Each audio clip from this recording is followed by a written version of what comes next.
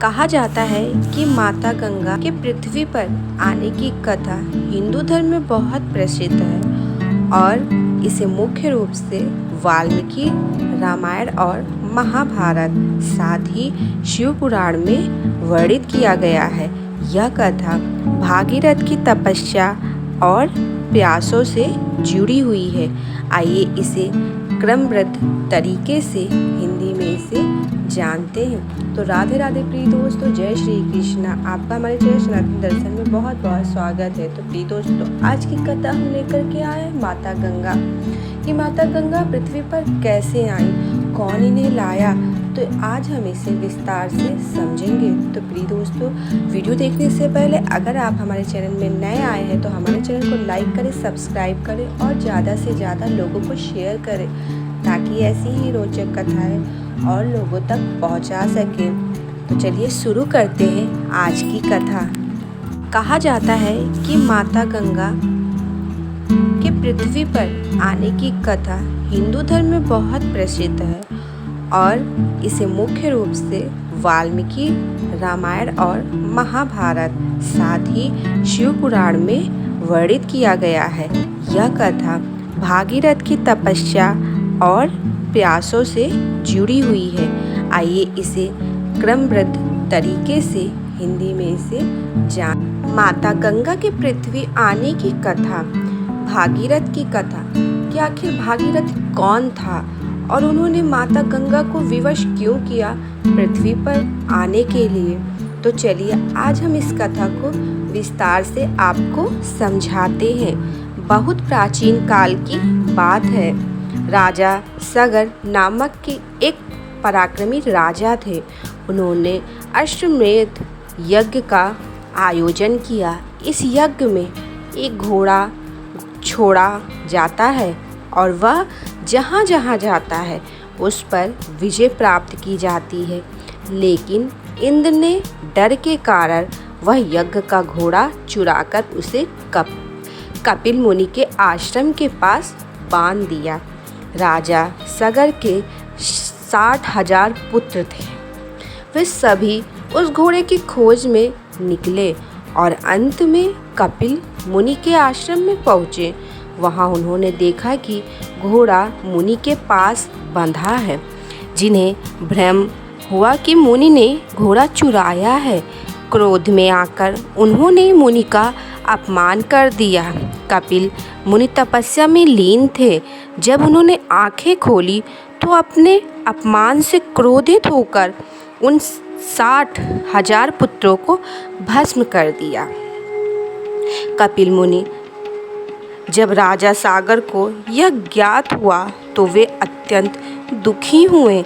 उन्हें बताया गया कि उनके पुत्रों की आत्मा को मोक्ष तभी मिलेगा जब गंगा माता पृथ्वी पर आएंगी और उनकी अस्थियों को पवित्र करेंगी। राजा सगर के कई वंशजों ने प्रयास किया लेकिन असफल रहे। अंततः राजा भागीरथ ने कठोर तपस्या की। उन्होंने भगवान ब्रह्मा की घोर तपस्या की। ब्रह्मा जी ने प्रसन्न होकर गंगा को पृथ्वी पर भेजने की अनुमति दी, लेकिन यह भी कहा कि गंगा की धारा इतनी तीव्र होगी कि पृथ्वी उसे सहन नहीं कर पाएगी। इसीलिए उन्हें भगवान शिव से प्रार्थना करनी होगी। राजा भागीरथ ने फिर भगवान शिव की तपस्या की।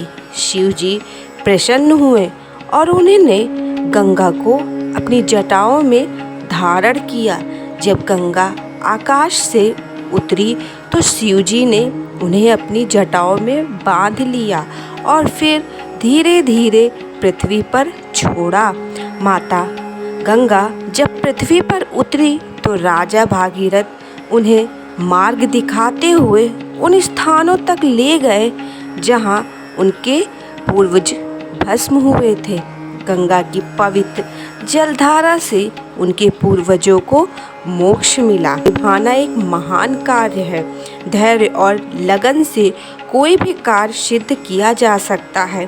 तो प्रिय दोस्तों, चलिए हम आपको और विस्तार से इस कथा को बताते हैं। राजा सगर और उनके पुत्रों की कथा। राजा सगर अयोध्या के प्रसिद्ध इक्ष्वाकुश वंश के एक महान राजा थे। वे बहुत शक्तिशाली और धर्मरायण थे। उन्होंने एक बार अश्वमेध यज्ञ का आयोजन किया, जो उस समय की एक अत्यंत पूर्ण और प्रतिष्ठित यज्ञ विधि थी। इसके तहत एक यज्ञ का घोड़ा छोड़ा जाता है और जहाँ जहाँ वह घोड़ा घूमता है वहाँ की भूमि को राजा अपने अधिकार में ले लेता है। जब राजा सगर ने घोड़ा छोड़ा तो देवताओं के राजा इंद्र को भय हुआ कि अगर यह यज्ञ पूरा हो गया तो सगर की प्रतिष्ठा बहुत बढ़ जाएगी। अतः इंद्र ने वह घोड़ा चुरा लिया और उसे लेकर कपिल मुनि के आश्रम पास बांध दिया। तो चुराया इंद्र ने और बांधा कपिल के आश्रम में। कपिल मुनि उस समय महान तपस्या में लीन थे। राजा सगर के 60,000 पुत्र घोड़े की खोज में निकले और अंततः कपिल मुनि के आश्रम में पहुँचे। उन्होंने देखा कि घोड़ा वहाँ बंधा है। उन्हें भ्रम हो गया कि मुनि ने घोड़ा चुराया है। उन्होंने मुनि का अपमान किया और उन्हें क्रोधित कर दिया। कपिल मुनि ने जब आंखें खोली तो क्रोध में आकर उन्होंने अपने योग बल से उन 60,000 राजकुमारों को भस्म कर दिया। मोक्ष के लिए गंगा की आवश्यकता पड़ी। जब उनके पुत्रों को मार दिया गया तो मोक्ष के लिए अब क्या होगा उनका, तो मोक्ष के लिए माता गंगा को ढूंढा गया। उनकी आवश्यकता हुई। जब यह बात राजा सगर को पता चली तो उन्होंने अत्यंत दुख हुआ। वे अपने पुत्रों की मुक्ति चाहते थे। तब ऋषियों ने बताया कि इनकी आत्मा को मोक्ष तभी मिलेगा जब स्वर्ग से देवी गंगा को पृथ्वी पर लाया जाए और उनके जल से इनकी अस्थियां प्रवाहित की जाएं। भागीरथ की तपस्या और प्रयास राजा सागर के बाद उनके वंश में कई राजा आए, लेकिन कोई भी गंगा को पृथ्वी पर लाने में असफल नहीं हो पाया। अंततः राजा भागीरथ का जन्म हुआ। वे एक अत्यंत तपस्वी, निष्ठावान और दृढ़ संकल्पी राजा थे। भागीरथ ने पहले ब्रह्मा जी की तपस्या की। ब्रह्मा जी प्रसन्न हुए और उन्होंने गंगा को पृथ्वी पर भेजने की अनुमति दे दी, लेकिन उन्होंने यह भी चेतावनी दी, गंगा की धारा इतनी प्रचंड है कि पृथ्वी उसे सह नहीं पाएगी। तुम पहले भगवान शिव से प्रार्थना करो कि वे गंगा को अपनी जटाओं में बांध लें।